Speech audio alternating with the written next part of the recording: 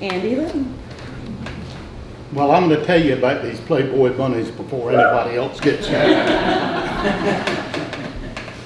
I'm a waterfowl guide. That's what I do for a living. They have their Playboy bunnies flown in from Texas, and they pick them up in Baltimore. Now those men know how to hunt. Just one day I had them out on the marsh and warmed up a little bit and they hunt. Money's no object. So in I come, up the bay we go. Well, the tide was up. Oh, here he comes right now. Wait out there a minute.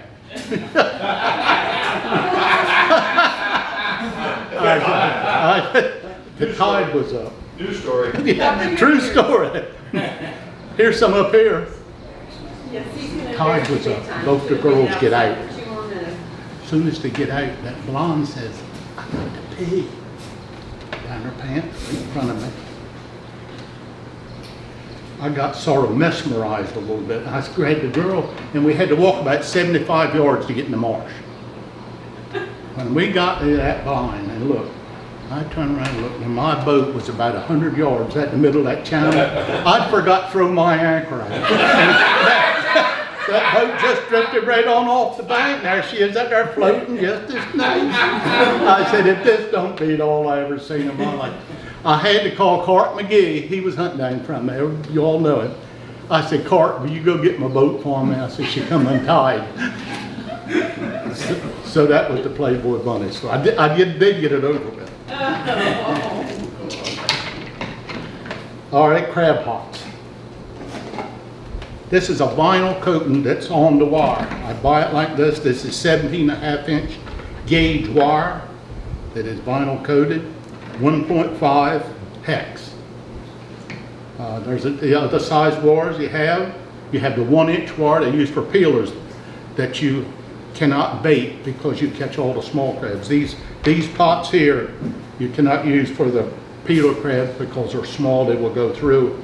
And the rings that I'll put on, show you later on, is the reason they have this bigger wire part, and it lasts longer. The vinyl coated wire lasts a lot longer than just a regular galvanized because of the coating on it. But after a while, after you've been using it a few years and the crabs start biting it, and I crack it and stuff like that, go in there and you get your salt in, then it rusts from the inside out. So.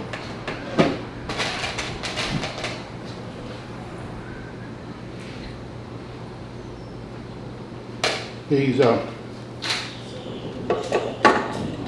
wire here is it's the bait box wire. It's half of one.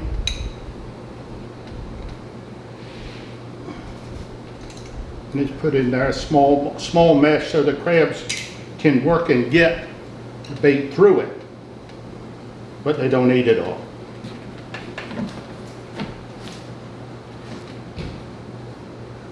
What kind of bait do you use? Huh? What kind of bait do you use? Well, a lot of them, we call them mainlanders. They'll use chicken. Well, you don't see many chickens running around on that bottom right there. The oilier the fish is, the better it is. Bunkers is what the commercial men use because it'll draw when the crabs get in there biting on it and everything. That'll draw and go through the tide and everything that draws the crabs to it.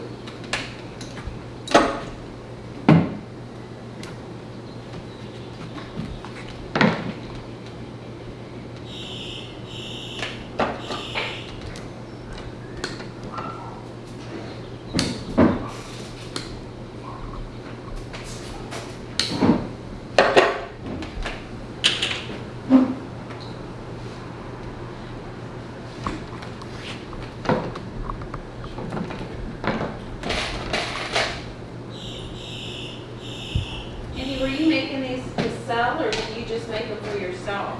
No, I saw them. Yeah. I used to, I had 8 Ace hardware stores that I used to supply, but no more. Yeah. Because sometimes Ocean City would give me an order, 40 every 2 weeks. And that was, well, I'd retired from doing it. Yeah. and I didn't want that much. So right here is the only one I do right now. I've got some right out there that I had in for last weekend. And I do make my own. If one of them gets messed up or something, I'll patch it and I use it for myself.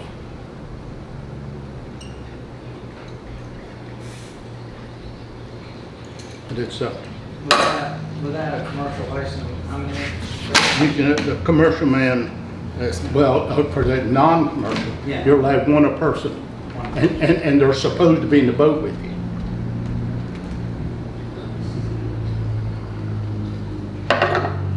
But the commercial men, their license, most of them, they can have 300.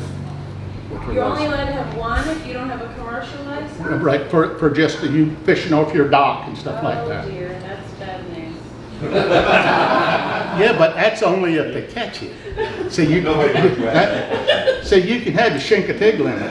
One per person, so then I might be okay. The Chincoteague limit, that's.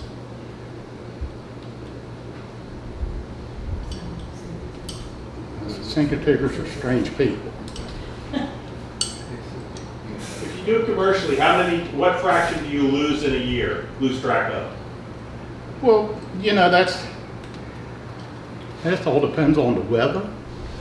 Your storms and the grass. It's so much in it that you have on the commercial end of this, when I used to make them, we used the 1/2 to 3/4 inch rebar on it, reinforcement frame. That is to give it stability to the bottom. But the local people, off your docks and everything, and even myself, I don't do it. All the ones we see washed up don't have it. Right. And then you think about this, when you're most of the time you'll crab in your channels. When you got a tide run, as long as the pot is empty and there's no grass built up on the side of it, the water goes right through it, it's fine. But every time you get a crab in that pot, it starts getting a resistance. And you get a pot full of crabs, and the first thing in the pot will start rolling. And that's when it'll roll the rope up on the pot. And sometimes you'll lose them until the tide changes and stuff like that. Andy, with the coating, do you have to use zinc anymore? I have done it on them with the zinc, because after, especially when they get older, and on that, when I put the other piece on, I'd put the zinc. The zinc is it's a sacrificial metal that is put on there for the salt to eat the zinc bar rather than eat the wire on the pot. And you would put them on it. Commercial men use that. Recreational people don't, because you want the pot to last as long as you can for the commercial men. But you would both pieces of zinc there on it, and I twist it as hard as I could, and then take a torch and heat each one of them, let it burn through the vinyl so that it would hit the metal inside of it.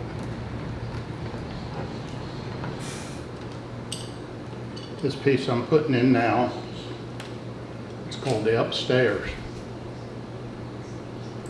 Because as a rule of thumb, the crabs prefer to crawl up rather than down. And that's why all the stuff that's in this pot here is for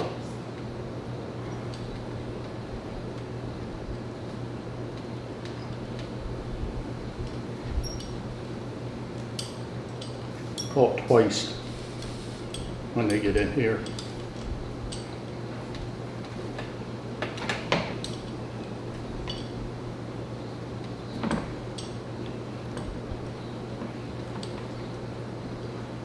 I'd never thought I was going to do anything like this when I moved on here and stuff, because my father was a builder, and I worked with him for, I guess, around 25 years, something like that. We built homes on that one here.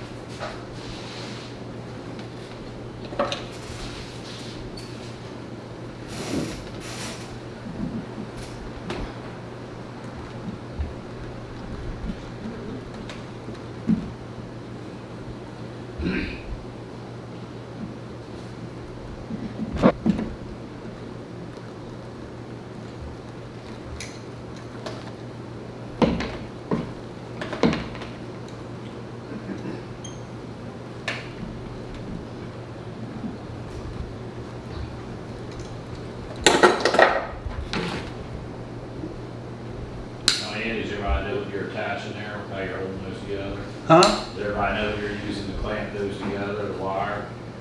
Well, I'll get into that when I get a second there. These are stainless steel, these rings, everything I'm putting on here.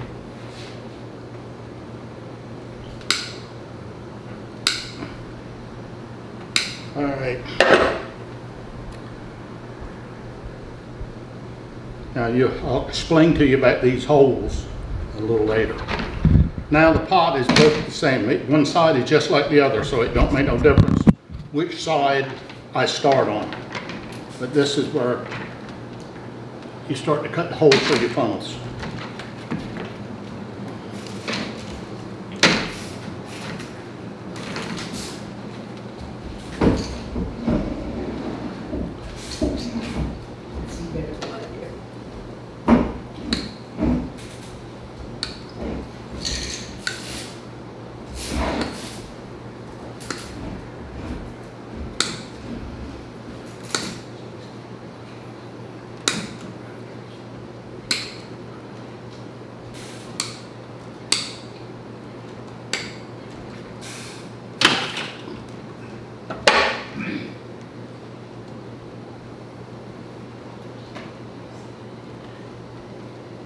Every prong has a hole to go in. Every one of them's measured and cut just like that. You can see each one of these has got a certain place, and every pot is exactly the same.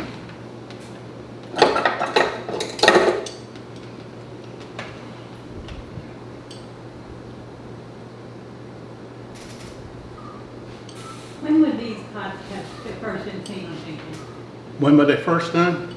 Or here and on Chincoteague? It was before my time.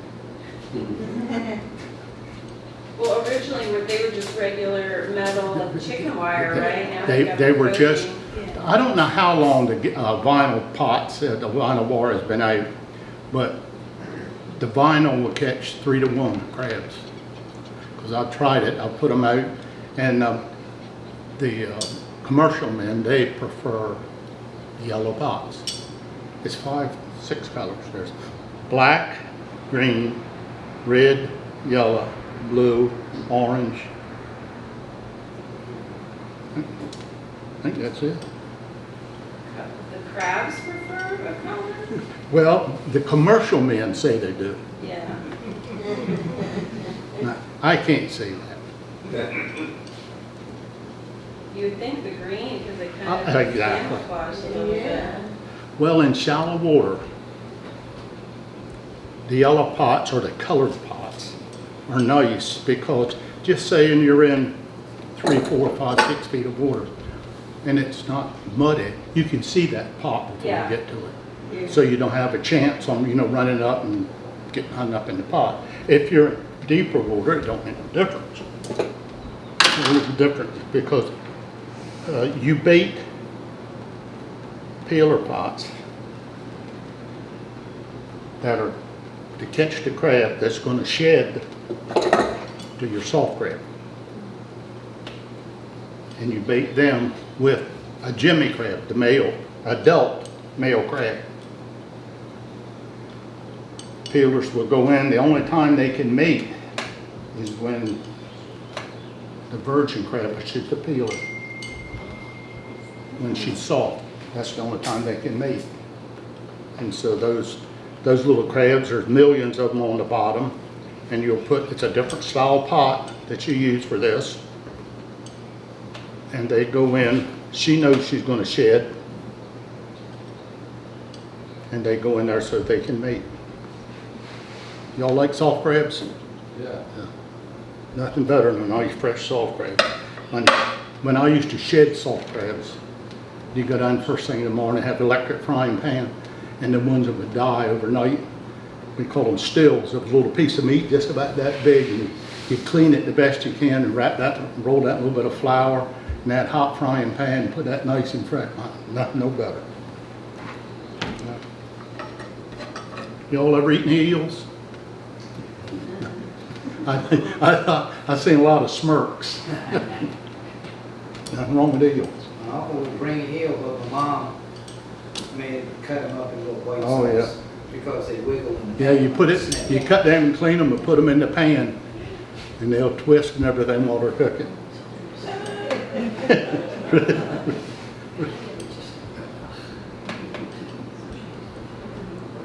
Are they chewy? No, it's So white meat. very, very nice. I mean, it's, They're a delicacy in yeah, Europe. oh, it is. I mean, that's, Very prized. Yeah, a lot of good stuff. Yeah, they'll eat anything, right? Right there. The next door neighbor brought over a bag, this is Roland Hitchens, Uh-huh. brought over a bag of eel, alive. Oh, yeah. In a garbage bag for her, and she's like, oh, thank you so much. She opens it up in the sink, and then she's like, nope.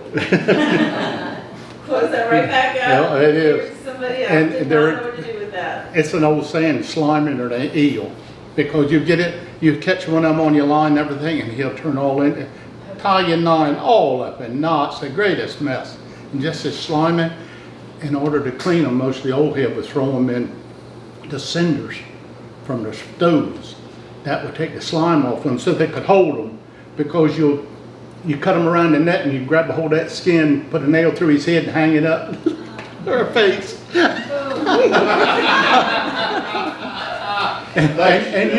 And you can grab a hold of the skin up around his head and pull that right off of it. Oh. Just like skinning a snake. It's like a Julia Don't wanna do that Child. either. It's just like skinning a snake if you've never skinned a snake. It's like that's, Oh, I've skinned a that's snake. a catfish story too. Nail it to a tree and Yeah. skin So a catfish. you skin it alive? Well, I imagine when you drive that nail through his head, it takes care of a lot of that. Don't you think so? Yeah. Yeah, but, well, most of the time a fish, when it's out of the water, a little while it dies. Okay, now where's our piece of wire? Now this wire here is galvanized. That's what I use in the recreational pots. Now when I make the commercial pots, I use a stainless steel wire. The reason I use the galvanized here, most of the time they don't last too long. Recreational pots, they get lost or whatever. And if they're in the water and they're still hooked and closed, they'll still catch crabs and they can't get out. But if they're in there for a little while, this piece of wire here will rust off and the pot will open up. Same thing with the hooks I have on my my latch.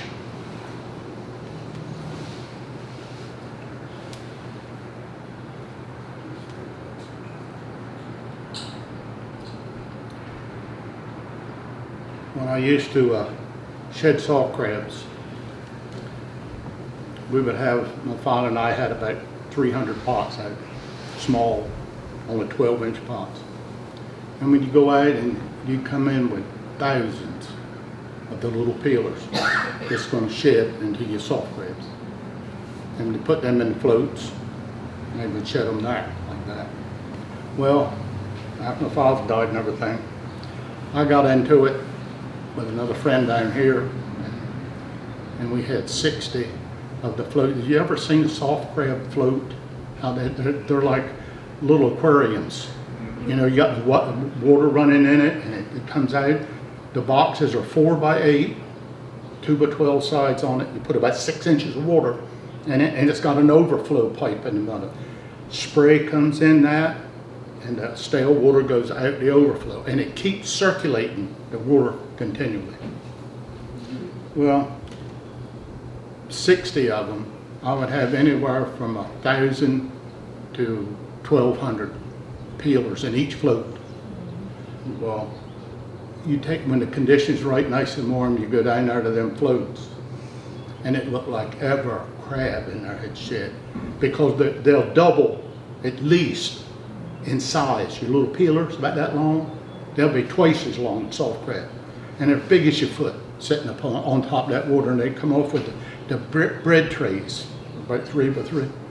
I'd have one of them solid full of soft crabs. I was shedding 1,000 dozen a day. So I got sick of soft crabs. But you know I miss it.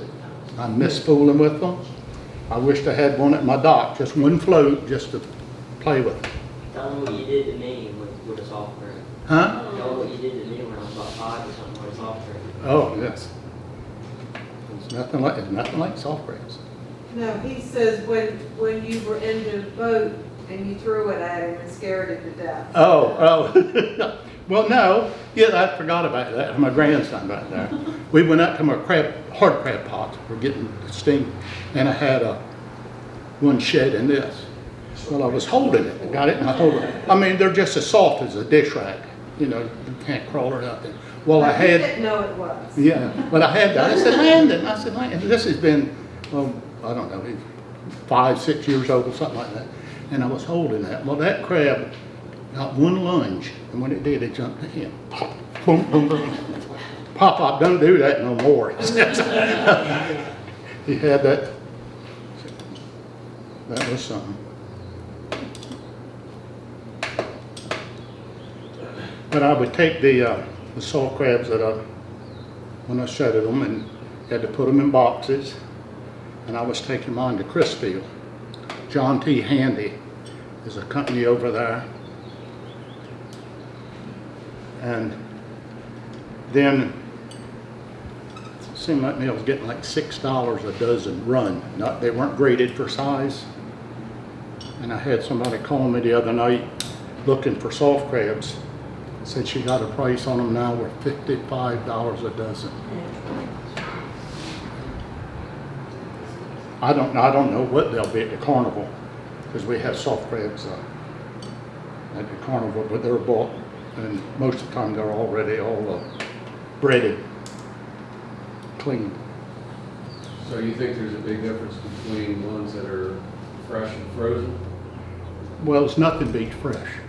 Yeah. Nothing beats that fresh crab. I mean, to go out and get that right then out of my float where it's still alive and clean it, nothing beats that. But it's just like my drumfish. When we go and catch them and flounder or anything like that, I'll take and clean it, put it in a zip bag and fill it full of water, freeze it. I had some the other night, it's 2 years old, and you thought it was swimming yesterday. Makes so much difference in it. It was one of the motels up here. I used to do some work for her and everything, and she was having a party at one of her pavilions. And she calls me, she says, Andy, she says, will you come down here and clean a couple bushels of crabs for me? She said, my family's coming down. And I said, yeah, no problem.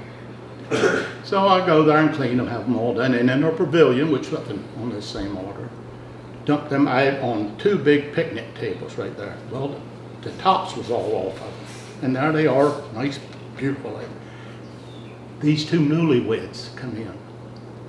They've been out chicken necking. That is, you know, you tie your piece of chicken on a string and you pull it up and you catch your crabs. Well, it was about the time of the year that you caught a lot of the white-bellied jimmies. That's the one that just shed. And they hardly have any meat in them, but they're fieries, I don't know what. So when they walked in there, he says, the tops is all off of yours. And I said, yeah. I said, I pulled the backs off. And he said, well, how do you do that? Well, they had a 5-gallon bucket when they come in. And it was 8 or 10 crabs in that. Well, one of them was in there with the biters down on it like that. And I slid my hand down the side of the bucket and I pinned him down there. And I grabbed a hold of him and I put the point of the shell up on the basket, just pulled it off. I said, that's all it is to it. I said, now you take your hose and wash everything out of it. That's it. Out they go. Well, it was just starting to get dark. She walks in.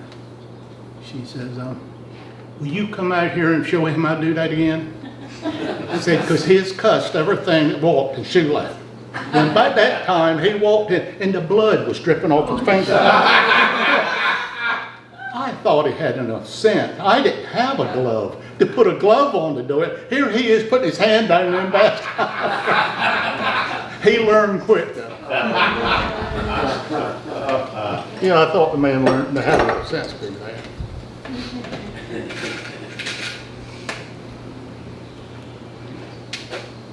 Next Saturday, here at the firehouse and across from the police station down here. I'm cooking clam fritters. Usually cook, got another fellow that cooks with me, the two of us, and 500 to 600 is what we usually cook, something like that. My goodness. That is at the seafood festival. That was on the 7th of May. I run that booth. They don't want me to cook.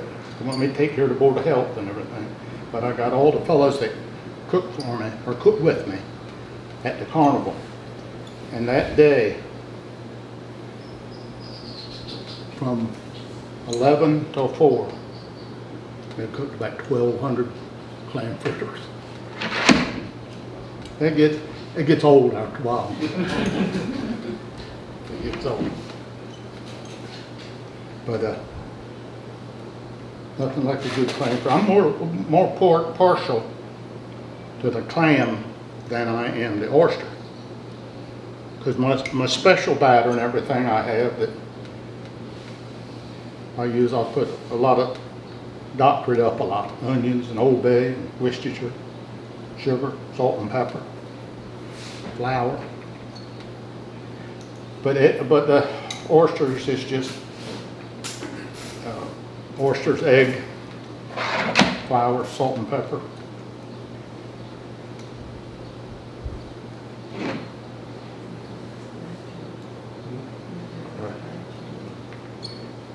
Is that bacon that makes everything Hmm?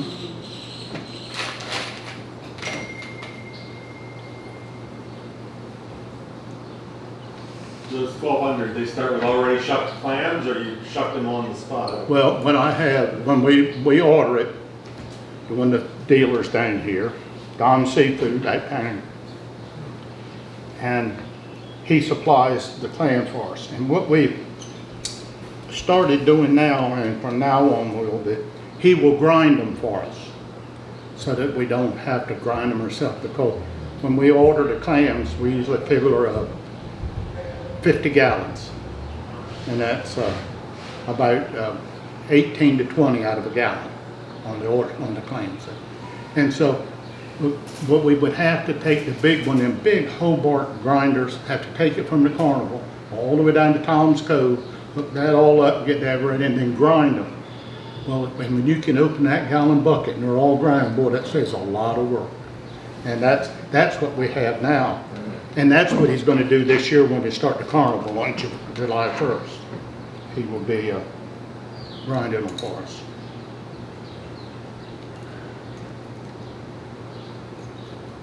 What time does the clam fritter start Saturday? Saturday, usually, but they start early. I like to have a little bit of stock, so when they come, fast as I can cook them. They say 11:30, but I'd be there before. Most of Chincoteaguers, because Chincoteaguers do it one way, the mainlanders. So I had two styles. I was telling myself, now this is the way the mainlanders do it. But we'll freeze them big chowder clams. You put them in the freezer overnight, then you can open them with a butter knife. Yeah. That's so much easier to do. And you don't lose none of your broth because that's froze, and that goes in your batter for your clam fritter.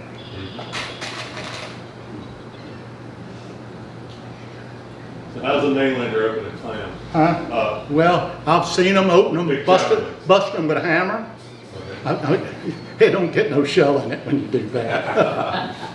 But that, and Sharp knife from the top? That's mainlander or that's Chincoteague? well, here the locals and everything will do it. I can take and you scrape it. You got a scraper and scrape the edge.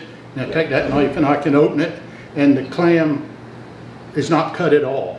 Because when you open them and you cut the clam, like for the shucking hose, when you're cutting, if you cut that clam, the liquid goes out of the clam, and it takes more than to fill that gallon bucket up. So the better you can shuck them, the better the shucking hoses like it. And it's an art to doing. When our daughter was 12 years old, Russell Fish taught her how to open clams with a pocket knife, and I'm sitting there. Oh yeah. Yeah, well, when we go drum fishing, because I go over there with Greg there quite a bit, they'll bust them. They'll take two of them, hit them together and break them. I can't do that. I just can't do it. I have my shucking knife there and I'll put it, they're gonna say, you're gonna cut your hand. I said, I've opened 1,000,000 of these. And I'll open it like that and it just looks so nice to me to see the clam nice and full. That's just me. All right, now there's the pot, all ready for the funnels. It goes in these holes that I cut in here. The crabs will go in through these funnels, and these holes here, he'll come in for the bait, which is right here. This funnel is on a little bit of a grade, which I'll show you in a minute. And they come in for this. Well, they'll get some, but they'll start crawling around and see these two holes here. They'll come up, crawl through this, and then in the top of the pot. That way they're caught twice. And it's very few times you'll ever lose a crab that's in your upstairs, up in here. A lot of times when I have a large amount of crabs, I'll go to my pots and I won't empty them, but I'll take the pot and I'll dump them all in the upstairs, up in here. Then they're away from my bait, so they're not eating the bait, but they were caught in here and I won't lose them. And I've still got time for another fishing overnight for the crabs to come in and fill the pot back up again. Now usually when I'm making pots, I'll have all these funnels and stuff. I'll sit for hours, just make the funnels, put them together, so all I got to do is reach and grab it, rather than have to cut it like this for each one. Saves you time. So can you tell a pot you made from one that somebody else made? Some of it, and then some of it, I had a business and everything that I made pots in.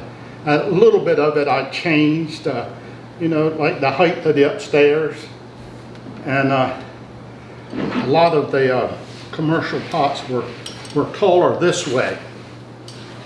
They'd be about 24 inches tall. Well, when I tried this, I would catch just as many crabs in this as I did the tall one. And the tall one, it would catch more tide run and easier to turn over the taller it was. And so I come up with this one myself.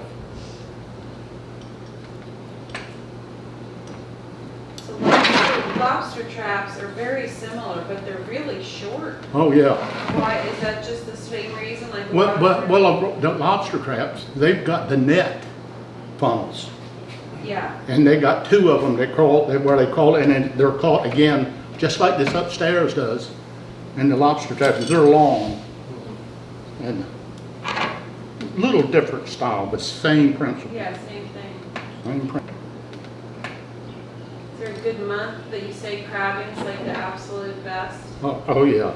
Well, usually when I was crabbing, I waited for the water temperature to get 44 degrees before it started. And then when you start doing it, usually your peelers are right around 1st of May when the water starts warming up. Thing like that.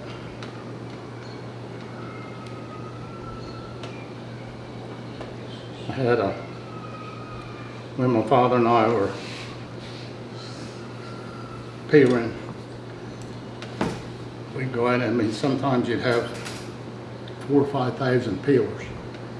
That you'd have all your baskets is full, you dumped them in the bottom of the boat. And up where I live, man's name was Warren Richardson. And he used to just always crab in the bay, in our clothes. And his pots, if he had 8 or 10, it was a great pot for him, just a small man. Well, some of them where I was going up on the shoals and everything, 3 times the sail to get to it, was nothing for me to have 100 in the pot.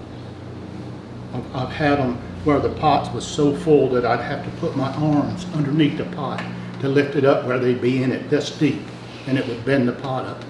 Oh, wow.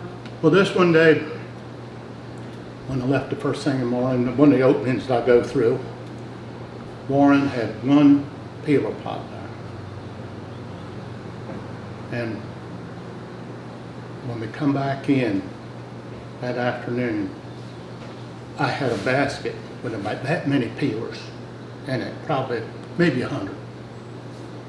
I pull up the Warren's pot, and I pull that up, and he had 3 peelers in it. I'll never forget it. I took that whole box, that whole basket, and dumped it in that one pot piece. Look, come in, I forgot all about it. The next day, when I come through there, you could hardly sail around in there. He had pots everywhere. I could see pot. He'd hit a nest of them or something somewhere. He never did tell him that. He said, boy, I had one good day hunting. Yeah.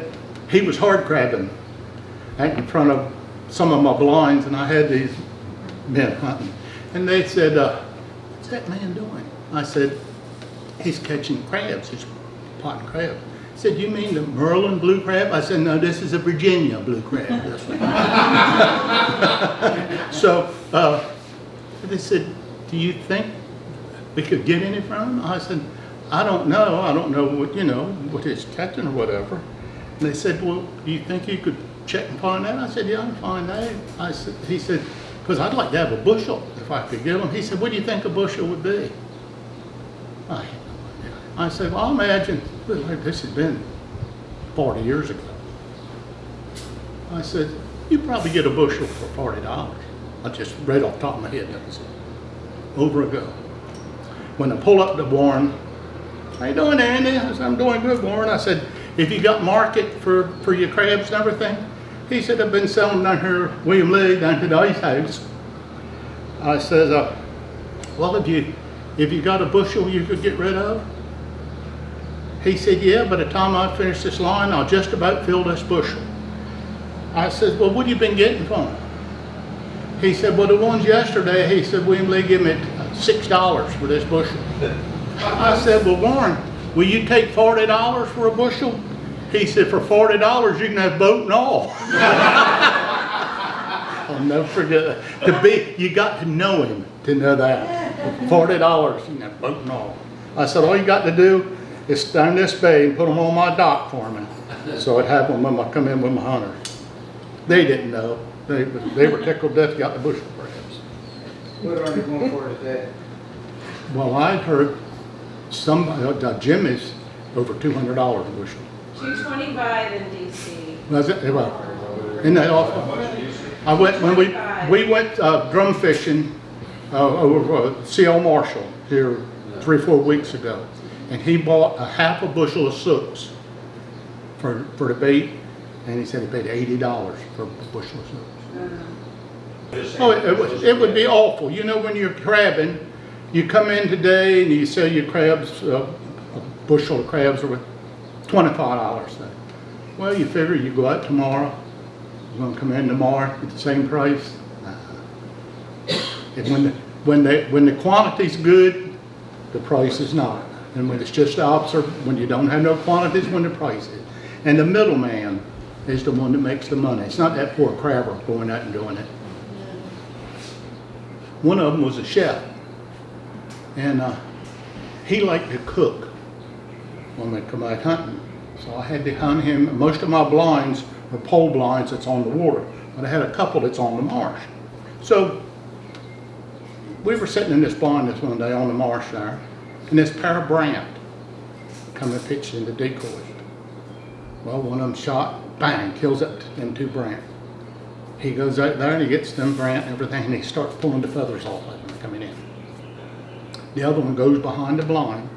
He opens up his card table. He puts his tablecloth on it. He was a chef.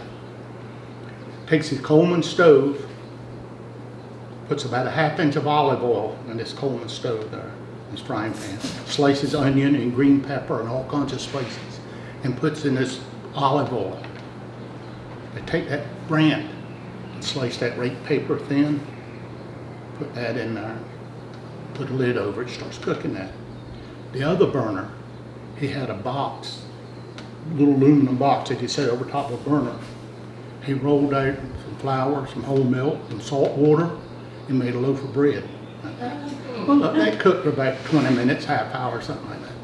When it was all done, we were sopping that, we'd eat all the bran, and we were sopping that bread in that olive oil gravy.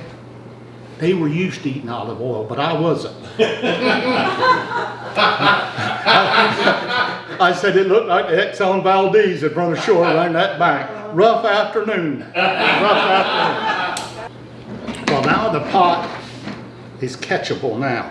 Now can you see how the funnel goes up in the air? You know, it does that.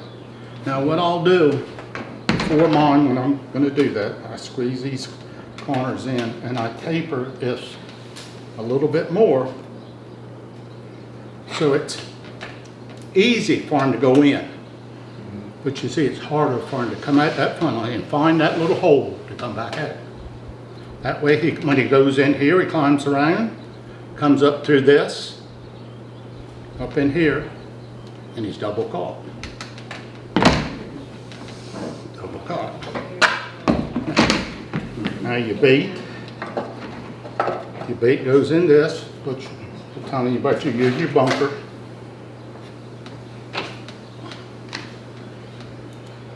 So how many did you say you get in there? How many? Well, sometimes it's 20, 30, 50. I mean, you never know. It all depends on the location where you're crabbing. Oh, okay. So do you travel around Chincoteague or do you go over to the bay? No, but myself, I live right on the water. I mean, on the water. And I just put out enough for myself to eat now. I don't commercial crab no more. Well, when you were doing it, like. But it would go all the way up the north end of the island is where I crabbed from. Oh, really? Mm-hmm.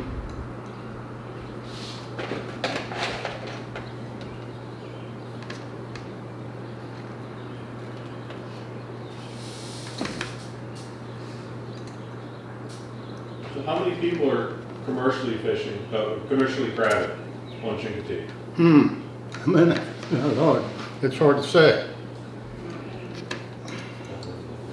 It'll fool you, but it's not like it used to be. You don't have just like commercial clammers and stuff. Used to have people who would go out. That's what they did. They went clamming. They would go sign the clams or rate the clams or whatever. But it's nearly about a thing in the past. We've had different occasions where we needed stuff for the fire company for clams, and we couldn't do it because we didn't have the quantity of clams. You can go anywhere and get a couple dozen, but if you want 30 gallons, you know, you've got to have a good supply. And Don Seafood has started, he's had his own boat and everything there, and he's been supplying all the clams and everything we need.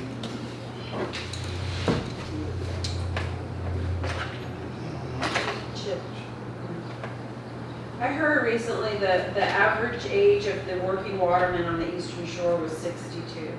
Really? So that tells you young people. No, the young people don't do it. Well, I've tried, 60. No guarantee. you know, to get young people, well, it's the same thing with any organization in the fire company, to get to start coming to it when we cook. It's like at the carnival. It's I cook the clams and it's 3 other fellas cook the oysters, because we'll sell 3 to 1 oysters than you do your clams. You know, the Chincoteague oysters got the name, but the other fella that does it with me, he's just turned 79. I'm 75. Well, you know, when you're up there for 4 or 5 hours standing from it gets old after a while, you know. And been trying to find younger fellas to come in, so put him on that stove and learn, because you just can't throw anybody cooking 30 fritters at one time. It's not cooking for in your frying pan. You know. A couple nights, then you don't see them no more. Well, all that time, that instruction that I had is all gone. And it's hard to find it. Same thing with everything. Let me put these in, then I'll explain that stuff to you.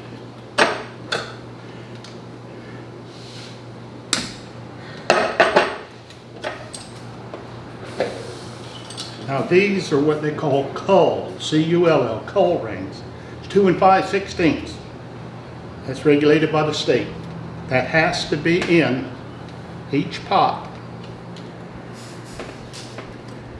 to let the small crabs out.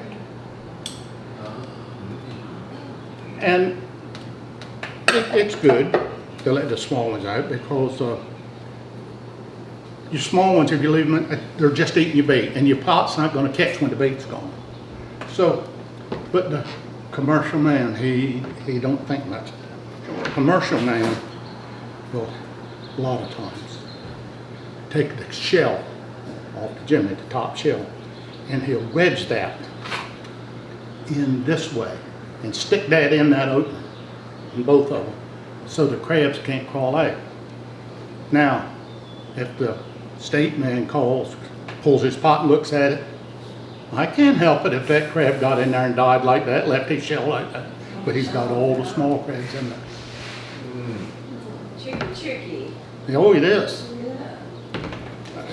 So in that case, they're just doing the crab meat, selling the crab meat, they're not selling the crab? The whole crab, they would be the crab. They would sell them to shucking houses, you know, where they would pick crab meat, or the different restaurants, you know, because you have the steamed crabs and stuff like that. But it's a big market for that.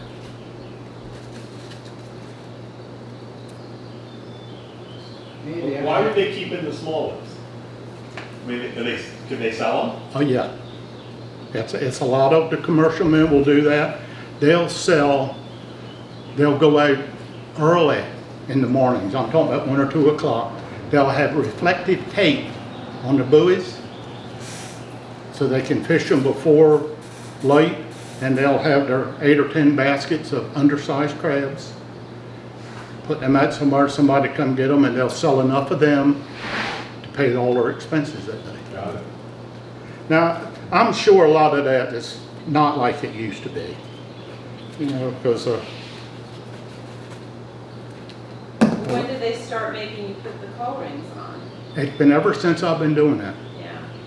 Now, what I do in my personal pots, these are 2 5/16. I'll use the 2 1/2, which is a little bit larger diameter. That way, all I catch, and here I might only have 8 or 10 or 12, but I got nice, great big crabs. You know, I don't want the small ones myself. I just learned something. The pots that we built for commercial, Uh-huh. I never had to put them. Right? It was commercial, right. They were, that's been years ago, but the recreational pot, what is it, 150 yards? 150 yards from shore, I'm trying to say it's got to have these in it. And I put 10 foot of line, and that's the finished pot. I mean, so you put your bait goes in there, close that up, and most of the time you usually put 2 fish in it. And you always throw it out when it's like this. I've seen so many people throw them out, mainlanders, with the funnels upside down. But now look at that. He's going to have to climb to get in that one, isn't it? But you do it where the funnels is on the bottom. Open, pulls in, and just a bungee. Okay, cool. Hook him up like that. Did you ever catch anything in your net that you were surprised about? Anything get in there that was unusual? Well, I think somebody played the trick on me one time, because I had a horseshoe crab in one of my pots. I think that was about like I did Warren Richardson. I think that's about like that. Because I've caught flounder in it, and fish, spotting and stuff like that. You can catch in it. Swelling toads, and horseshoe crabs. When I looked at that horseshoe crab, I said, "It's no way that crab got that bite. There's no way." Do turtles get in there? Oh yeah, terrapin. Yeah. I'm about terrapin. And they drown then? Or Now, it's a state law in Maryland, but it's not enforced in Virginia. Glad you mentioned that. I forgot that. It's a piece of this racing wire, like I put on the front, goes in this funnel. It's 1 3/4 by 4 1/2. And that's fastened in this funnel. The crabs can crawl through it, but the terrapin can't get in that opening. They've not enforced it in Virginia. Some of the crabbers say it restricts the crabs from going on, which I'm gonna complain about anything, a restriction. But that is in Merlin. I have to do it. When I was selling them in Ocean City, I charged $1 more a pot when they went in Merlin, because I had to put them out. And then sometimes you'll have 4 funnels, 4 of these funnels in a pot, sometimes 3. They want 3 so they can set the pot across the tide with one end so that the grass won't go in and fill the pot up. See, if it's coming this way, there's no funnel here, but if you have a funnel here like this, the grass can go in and fill your pots up. And sometimes when you get that wool and everything, it's all you can do to get it out of the water. And you have, after a while, they get dirty, they'll have power washers and everything on their boat. They'll bring them up, have 100 pots up there, power wash them before they put them back in the water, because it's worth the time to have your nice clean pot to catch more crabs. You use just as much bait, but you don't get the crabs and everything in it. Anybody else with a question? Well, any questions on anything from duck hunting? When did they stop dredging for crabs in the wintertime? That's what my uncle used to do. Oh, that used to be a big, and that was, I never was in favor of that. The poor crab didn't have a chance. You know, they caught him in the summer, and he buries in the winter, and then they dredge it. You know, and scrape and everything. Well, when they do that, that dredge comes under the mud, and it cleans the bottom, all the grass and everything. You know, it kills everything like that. But when did they stop? I couldn't tell you that, but you don't hear of nobody doing it no more that I know of. Well, see, I mean, as a teenager, my uncle Oh, yeah, it was a way. wanted me to learn how to do the water. Just as soon as I turned 18, I left and went to Newport News. Yeah. Went shipyard. Yeah, it become a mainlander then. Right, well, hopefully everybody will meet you this Yeah, summer. now you can go, everybody can start making crab pots. Now, next Saturday at the firehouse, At the firehouse. Yeah. plan for it. Thank you, Andy. Thank you.